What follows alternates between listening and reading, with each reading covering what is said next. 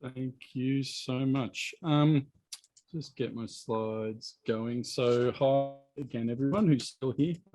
Hi to the new people who have joined us.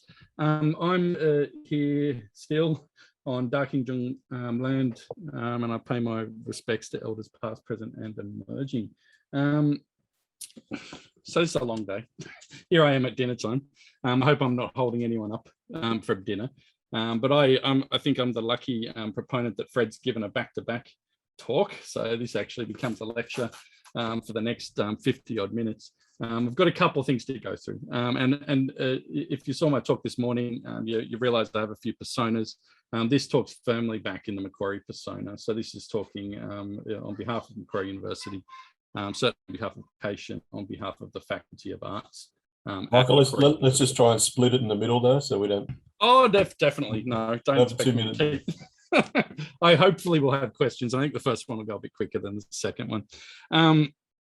So first up, I want to talk about this project we've been running for what seems like countless years, and what's finally started to bear some fruit after quite a bit of time, which is basically, how do you scale scanning? So we've been doing scanning now for quite a few years. And more we look at this as a practice. How do we actually scale it? So normalizing the practice through collaboration, partnership, and internship. I'm sorry if you can hear kids in the background. It is silly hour in my house. So the MV screen before we're done. So at Macquarie, we've been working on this for quite some time. So we've been working on 3D imaging and teaching since 2011. There's been a raft of strategic investments by the university into that, into laser scanners, into structured light scanners, into platforms, paying for the first development of Pedestal, through to fieldwork digitization kits now. We have drones, and we have computers, and we have the software, and we've been working on this differently to a lot of places from a learning and teaching first position.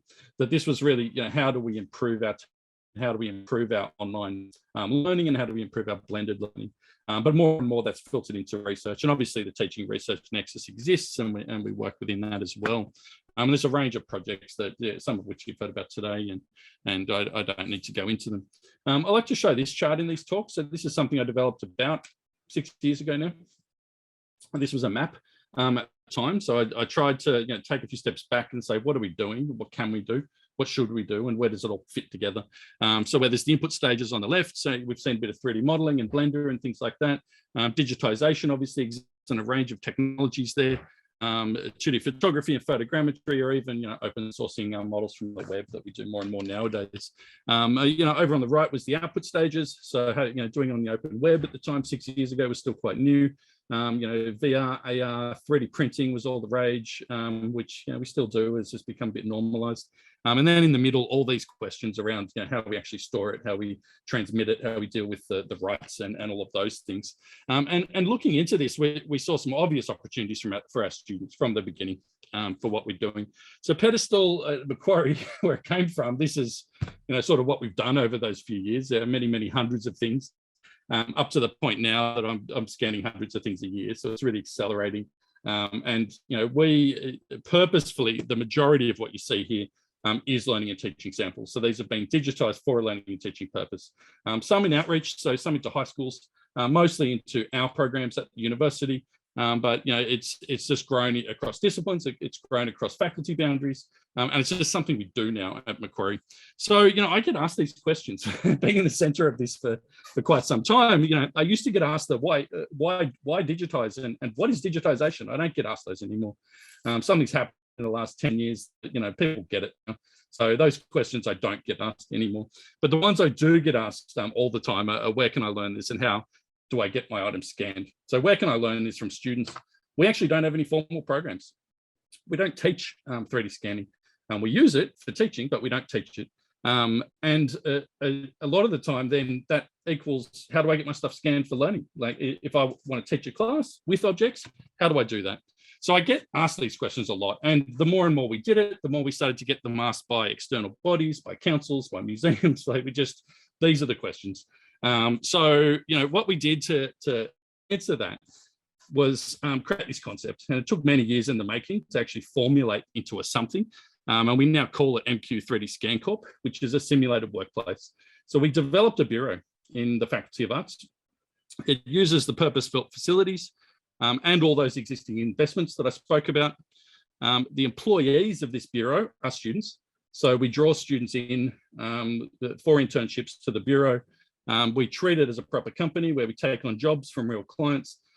We take items in, we scan them, and we deliver scans back to real clients. The one thing that's the simulated bit is there's no exchange of dollars, but there certainly is a value exchange I'll come back to in a minute. So we sort of, formulated this idea. So obviously technology stack, we've got a lot of stuff. We've got a lot of Artex scanners, laser scanners, we've got terrestrial scanners, cameras, whole fleet of drones. We built some pretty serious processing computers, bunches of licenses of all the software we need. And even Reality Capture gives you 25 free licenses now if you're in education for your students, which we have secured recently.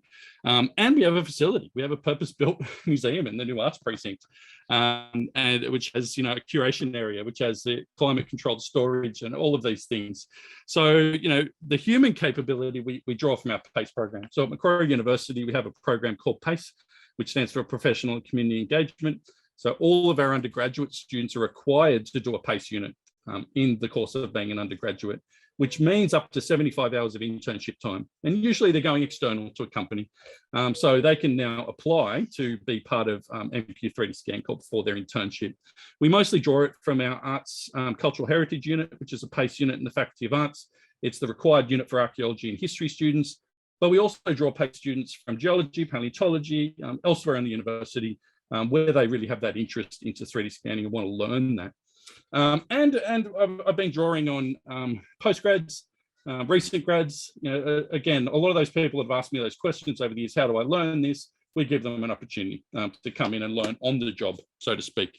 This is our graduates are required to demonstrate all these skills upon graduation. This is our Bachelor of Arts Transferable Skills Framework we developed. Through my role as a senior learning designer, I work closely with the Faculty of Arts people to articulate what our humanities students are coming out of the course with. And you can see things here like entrepreneurship, creativity, there's data management, there's digital skills, there's organizational skills. We really tick a lot of these boxes with this kind of internship opportunity.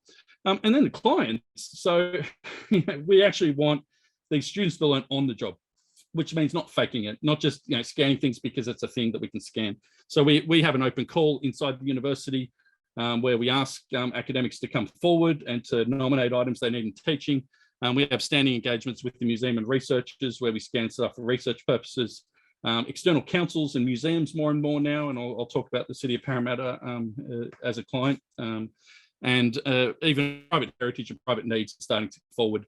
And it could be you. So there's an open call here. We're already planning for next year, and we're looking for clients for this thing. But it's a win-win situation the way we've built this. There's a value exchange. Let's be blunt. It isn't just get stuff scanned for free. The client does get stuff scanned for free, but the students get valuable skills. So certainly that is the value exchange. The students aren't working for free, they're working for their future.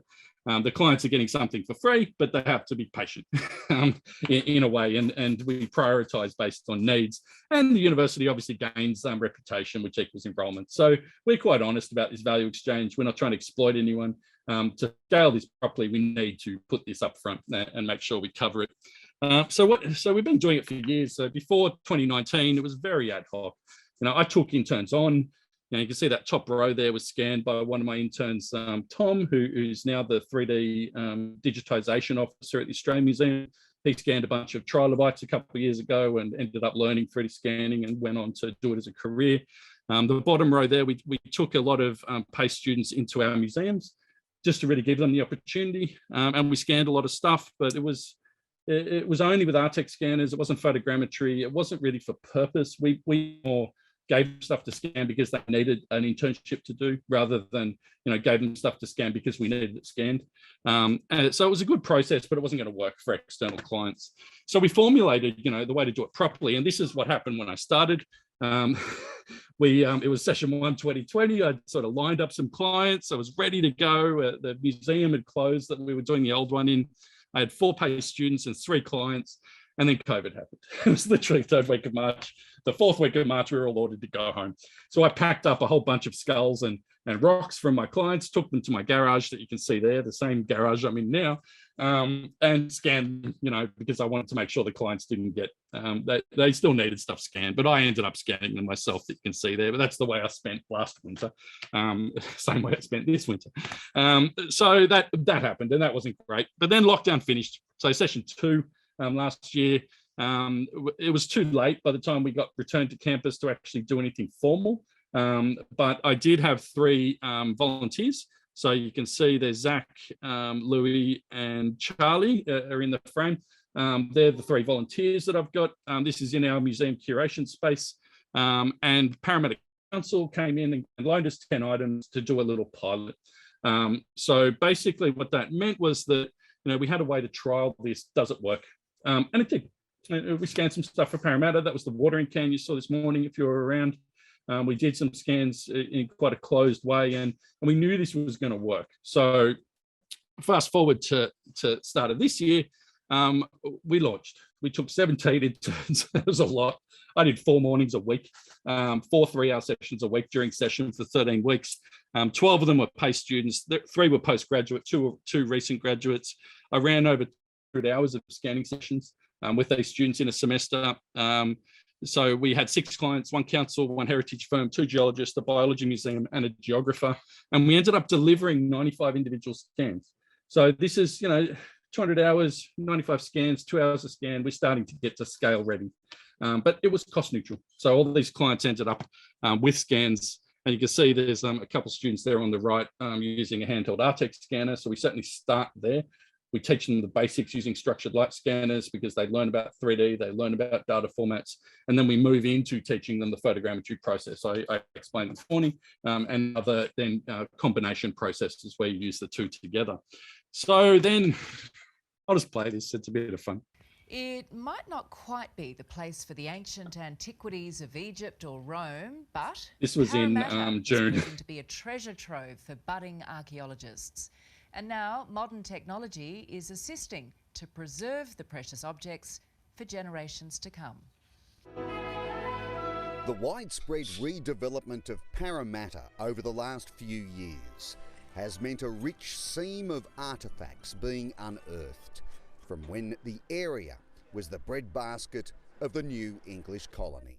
And that's been a boom for students of archaeology, when students of archaeology are allowed near them. A lot of what's in a museum isn't on display.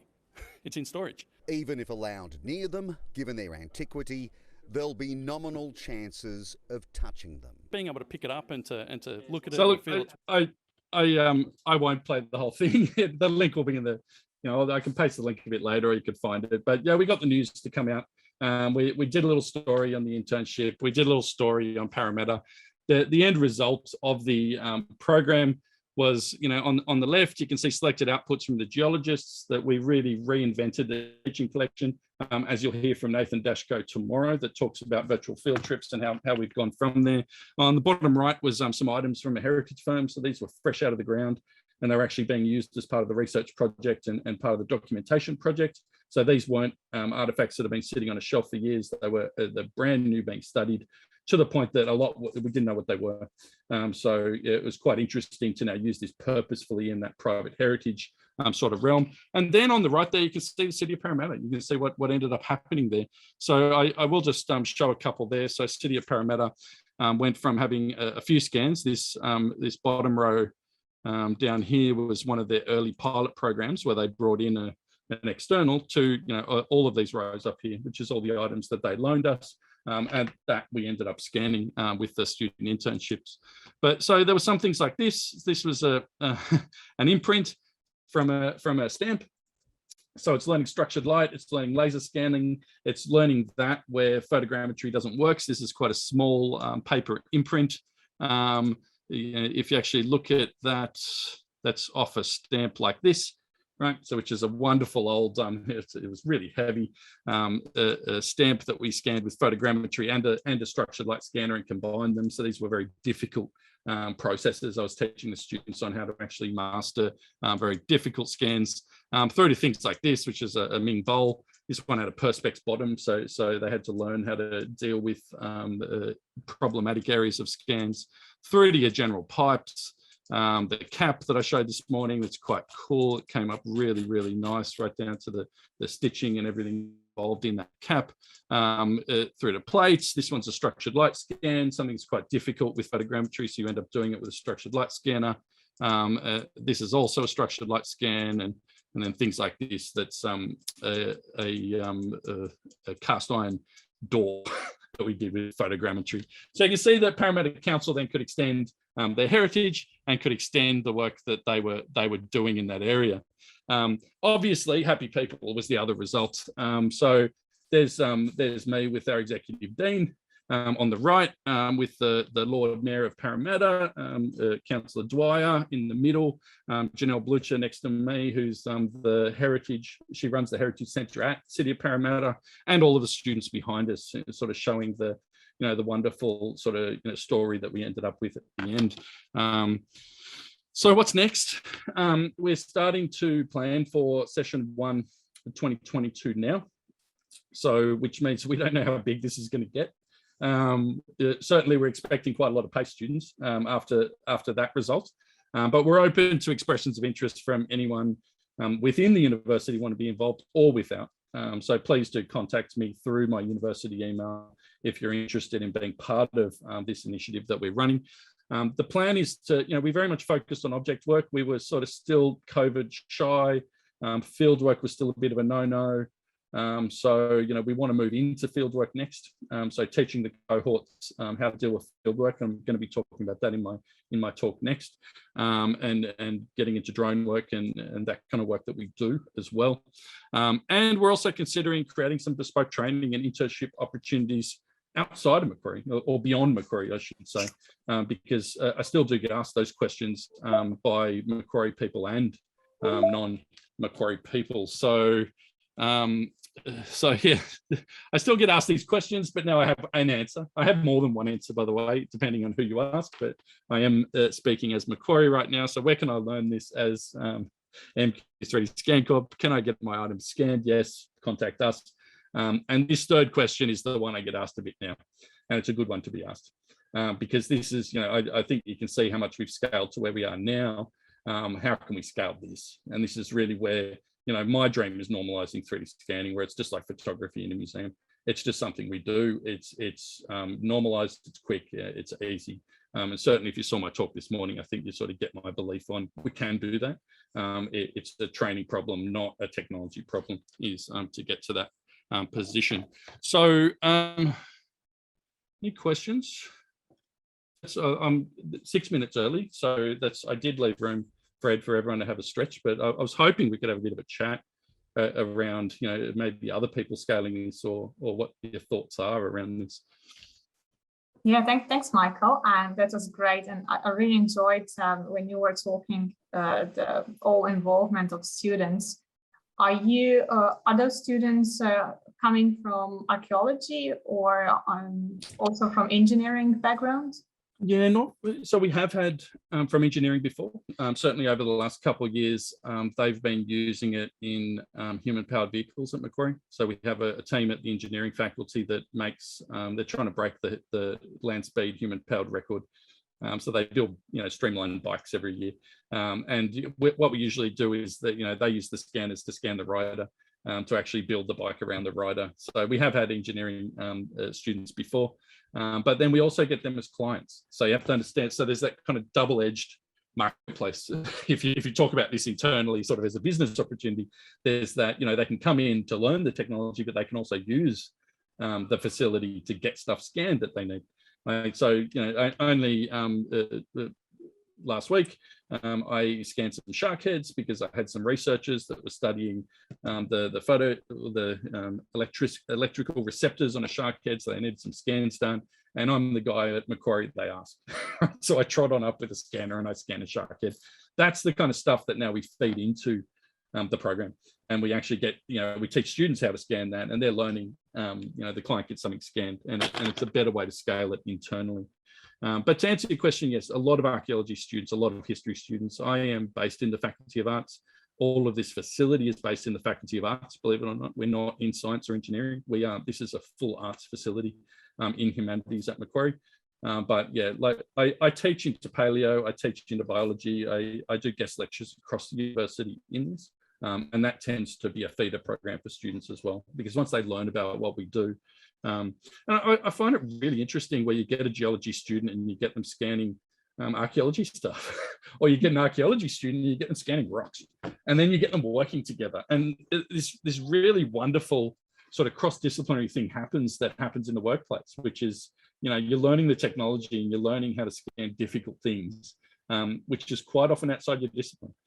So yeah, we had skulls, and some students actually didn't want to touch the skulls. They hated skulls, whereas some loved them, especially the ones, some of Veronica's students that are doing zooarchaeology, or they're doing, bioarchaeology, and they just love that crossover between biology and archaeology. So yeah, we're just at the beginning, to answer your question. Yeah, no, fascinating. I think it's important to really work on interdisciplinary, and would be great, yeah, to see across, even at our university at Deakin, more of the interdisciplinary between heritage and engineering. That's the scope. Look, there's something to acknowledge. As you know, most of us here work at universities. I know we don't all, but it's that idea that so often the research kit is siloed for research and learning and teaching. Poor fellows make do with what they can get, and they can't touch the research kit. This was something that Macquarie very strategically did as learning and teaching first, which is something that sort of broke down that boundary, because of course we use it in research, but we also can prioritize learning and teaching work in this. And I think anyone at any university, that's the challenge. I mean, I work as a learning designer, I'm professional staff. My job is to do better online learning and to work with wonderful people like Ronica and Susan and all the rest that we're hearing about here. But I'm constantly faced with that challenge of faculty boundaries, and then the learning and teaching research boundary that we find at universities. And programs like this help break down that boundary, I believe. Definitely. We got one question from Bronwyn. Do you see a future for 3D printing of your scans for display or scale? Yeah, really good question. So we do this, and I don't know if Ben Johnson's here still, but I work closely with OptoFab at Macquarie, so we have a fabrication node as part of our science department. We have a structured program at the museum where we're repatriating items. So usually when the museum director, finds an item for repatriation, first thing I do is scan it. And then the item gets repatriated. So we hold on to the scan. And then what happens is that we print that item in red. So we use 3D printing to print it in red, and we put that on the shelf. So if you come into the Macquarie History Museum, you will very clearly see a bunch of red things on the shelf, which is a signal of repatriation. So we're quite proud of that as a program. But yes, we're using 3D printing strategically like that. Absolutely not to replace the item on the shelf, only when we're giving it back in instances like that. Great, thank you.